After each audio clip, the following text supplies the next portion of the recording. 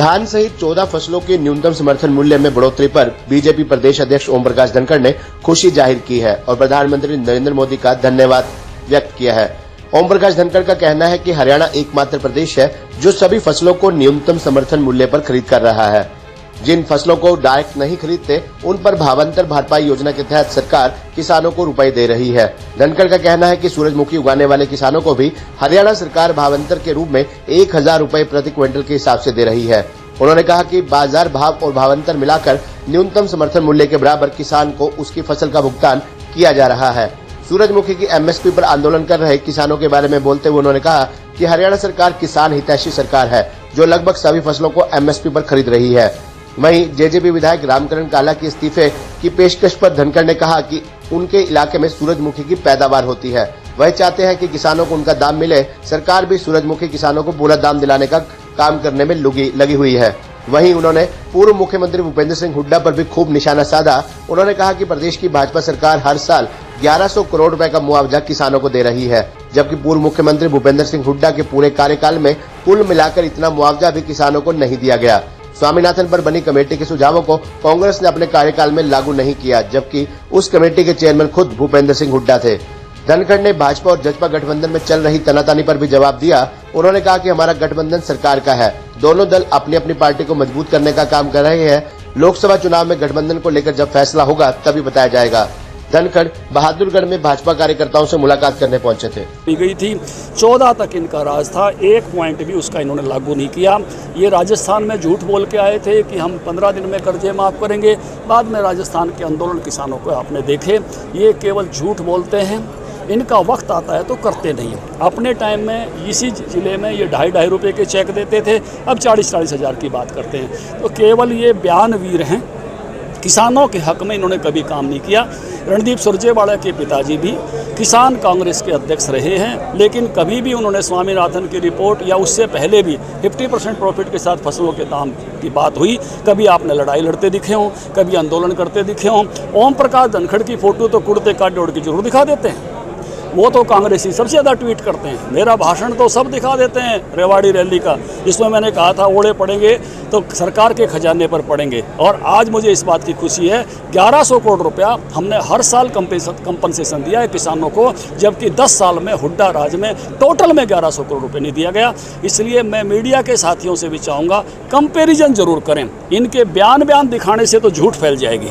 ये केवल बयानवीर हैं और झूठे बयान और ट्वीट करते हैं। सर, रामकरण काला ने भी इस्तीफे की धमकी दी है। देखिए, उनके इलाके में सूरजमुखी होती है और वो भी अपनी चाहते हैं कि जो सूरजमुखी के किसानों को उनके दाम मिले, वही उनकी अपेक्षा और इच्छा है, और सरकार भी उस काम में लगी हुई है। तो सर, संगठन में सब कुछ ठीक, सरकार में लगता है कि जो गठबंधन है सहयोगी, सब कुछ ठीक ठाक नहीं चल रहा। देखिए, गठबंधन हमारा सरकार का है, गठबंधन हमारा चला हुआ है, और दोनों पार्टियां अपना अपना काम अपनी, जैसे एक बात बिल्कुल स्पष्ट रूप से है कि भारतीय जनता पार्टी जो है वो अपनी पार्टी के कामों में लगी हुई है, जेजेपी अपनी पार्टी के कामों में लगी है, और दोनों ही पार्टियों ने अपने अपने काम को मजबूत करना है।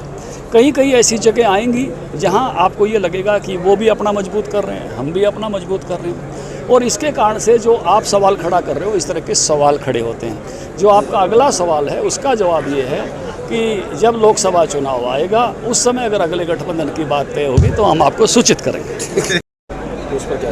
देखिए, बहुत अच्छी बढ़ोतरी हुई है। धान में भी 143 रुपये की, कपास में भी 540-640 रुपये की बढ़ोतरी हुई है, दलहन में 400 से 800 रुपये की बढ़ोतरी हुई है।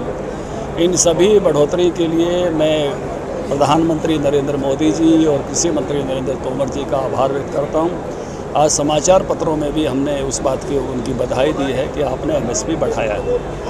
हरियाणा एकमात्र ऐसा राज्य है जो सभी फसलों की या तो खरीद करता है या उस पर भावांतर भरपाई देता है, यानी प्राइस गैप देता है। और हम 8 सालों से बाजरा भी, सरसों भी, सूरजमुखी भी और बाकी सारी फसलें भी यहाँ खरीद रहे हैं। देश में दूसरा एक भी ऐसा राज्य नहीं है, और इस बात की तुलना भी हरियाणा के मीडिया ने दूसरे राज्यों से करनी चाहिए।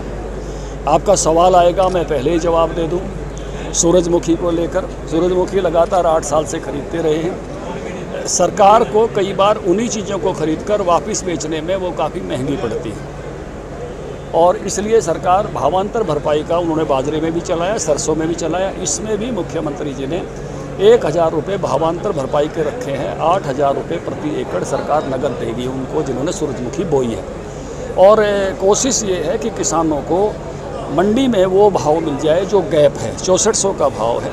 अब उसके भाव जो है वो एफएडबी खरीद रही है और अच्छे दामों पर वहाँ खरीद रही है। सरकार का प्रयास ये है कि बाज़ार में खरीद हो जाए और वो खरीद जो है उस नाते से जो गैप है वो सरकार पे कर दे। इसमें सरकार उस हिसाब से लगी है।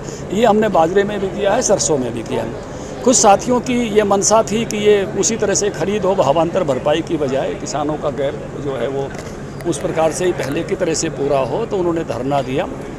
सरकार नहीं, न्यायालय का आदेश था कि नेशनल हाईवे बंद नहीं होना चाहिए। हाई कोर्ट के आदेश के कारण से उसको खुलवाना पड़ा, लेकिन ये सरकार पूरी तरह से किसानों के हित की है। किसान सम्मान निधि देती है, 50% प्रॉफिट के साथ फसलों के दाम देती है। हरियाणा में सारी फसलें हम खरीदते हैं और जो काम